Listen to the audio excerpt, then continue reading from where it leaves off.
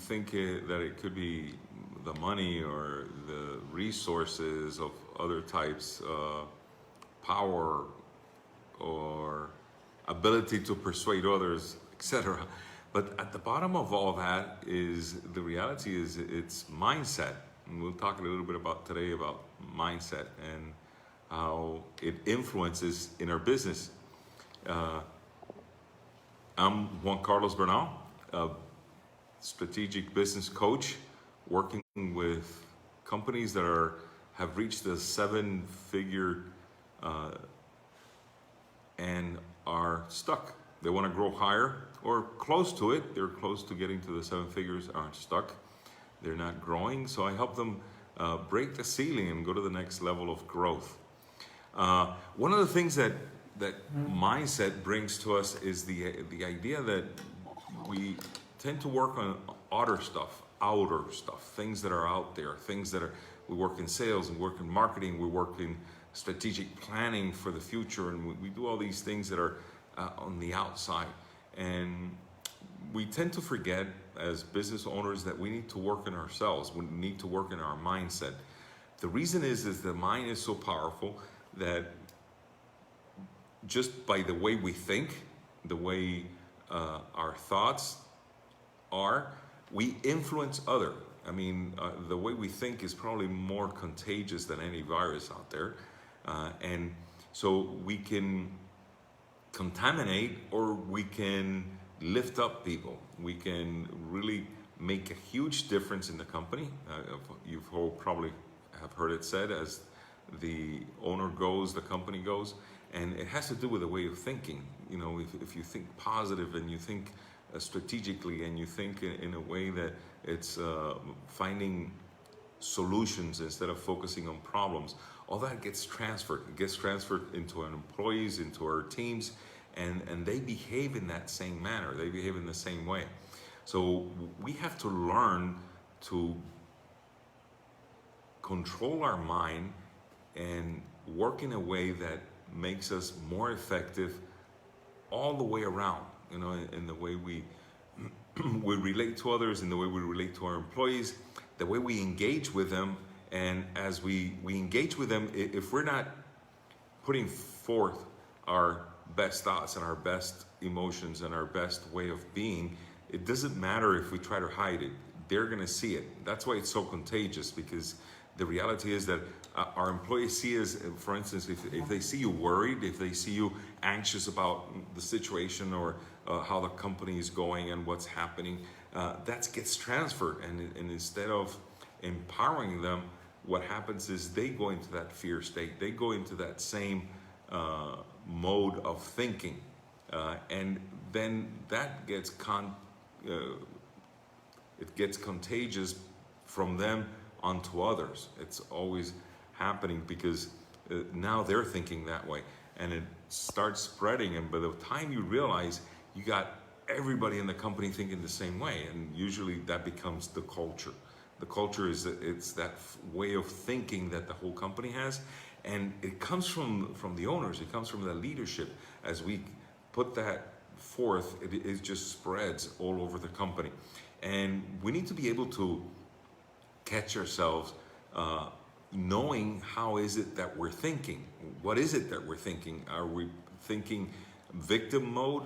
And we may think, no, we're not a victim. Owners, no, they usually don't think themselves as victims, and yet their thought patterns fall into victim mode. We can't do that. That's not possible. There's no way we're going to be able to do that during this time of period. The situation is, the market is horrible. The economy is bad. All those phrases, although we may not be victims ourselves, we fall into that victim mode, and that leads to lethargy. It's just to that passiveness of not doing anything, because if we believe that we can't do anything, then there's nothing to be done. One of the suggestions for you that I have is, when you feel that way, when you feel like you can't do something, or something is can't be done, or this is impossible, when you fall into that, change the phrases to I don't want to do it. I don't want to do it.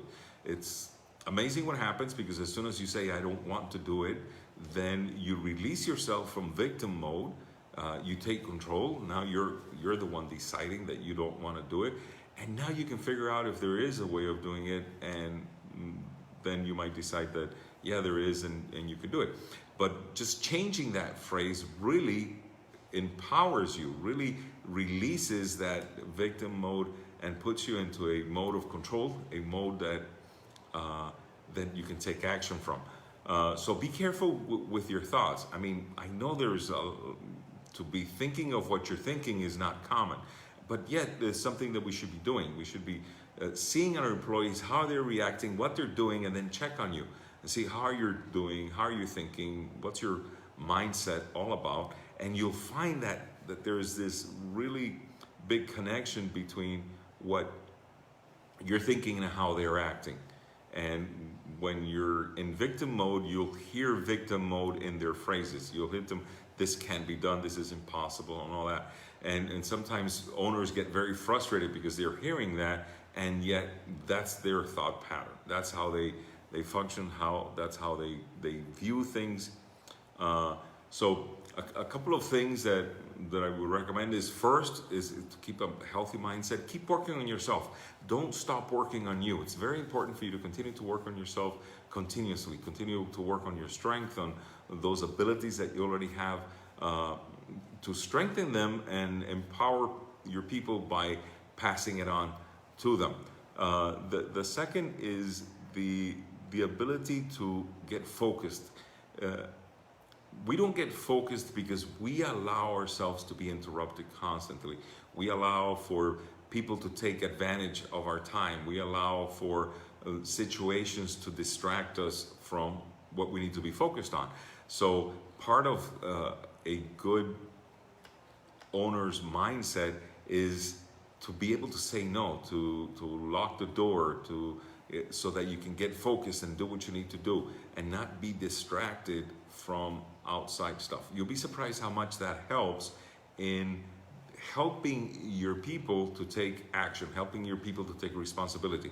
Because if you're always there, you're always available, you're always answering their problems, then they don't grow. They don't ever take responsibility. And so just the fact that you're focused and saying no, it's helping the company overall. Also, success and failure. Make sure you're defining success in a way that could be met on a daily basis. Don't put it towards a goal or a number or somewhere, because then you'll always be failing before you get to that number. So use success in a way, define it in a way that you can reach it every single day. You know, if you define success as waking up in the morning, then you'll be successful every single day. Why? Because you're in control. You're the one that can control that. So what are the things that you can control on a daily basis that you can call success? And that's going to help you to maintain a positive mindset throughout the day. The other thing is what did I miss here? The part of the other side of that is that failure is a delusion. Failure, we consider things that we weren't able to accomplish or things that we weren't able to do as failures. And you know, and we can count our failures. We can say how we have failed in certain things, and yet the reality is that failure is a learning process. I don't know of any business owner that hasn't failed, that hasn't done something that's awful, or hasn't been able to accomplish something that they've wanted to accomplish, or a business that has gone bad, or a deal that has gone bad. And that's part of business, it's part of what we do. So instead of considering it a failure, consider it more as a learning opportunity. It's something that when we look at things like that as an opportunity, is amazing how much more productive we can become because of it. Because then we're taking more action, we're making decisions, we're moving forward, instead of always being afraid that it might fail, it might go wrong, something might happen.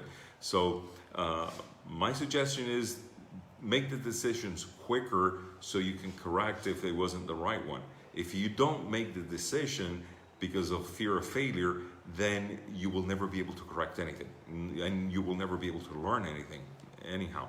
So that combination of just defining your success and then seeing failure as a delusion is going to help you to remain positive in everything that you do. Whether things come out right or come out wrong, it doesn't really matter. What you really want to be able to is to focus on your goals and where you're going to and what's happening, so that you can keep that mindset positive, and then that gets transferred onto your employees, and they receive this and they transfer it over to everybody else. So this is how you create a positive culture, is by remaining positive yourself. It's amazing that we don't realize how impactful our thought patterns are, how contagious it is, how we need to be careful of what we're thinking and how we're thinking, because it does affect our company, it does affect our growth. And as a matter of fact, one of the first things that I work with my clients is, when I'm working with it, it's mindset. It's, what are you thinking? What are your limiting beliefs? What are your blocks? What are the things that are hindering you that you may not even know, that are keeping you from the growth that you're looking for? And once again, you see my clients, when they come to me, what they're doing is finding the outer stuff. What needs to be done? We need to increase sales. We need to hire more salespeople or do more marketing. And there's all these outer work that's being done, but it's not being accompanied by inner work that is the one that releases all that for it to be very effective and very strong. So if you found this helpful and you want to take a business strategy session with me, you can see the link, it's on top, and just book a session. Let's spend some time together and go through what are the blocks, or what are the hidden challenges that you may be having that's keeping you from achieving the growth that you want within your company. And what'll help you is clarify exactly what you want your company to look like. We'll discover some of these challenges, and you'll leave the session motivated and engaged to start taking action on your company and making it a well-oiled machine that just runs on its own.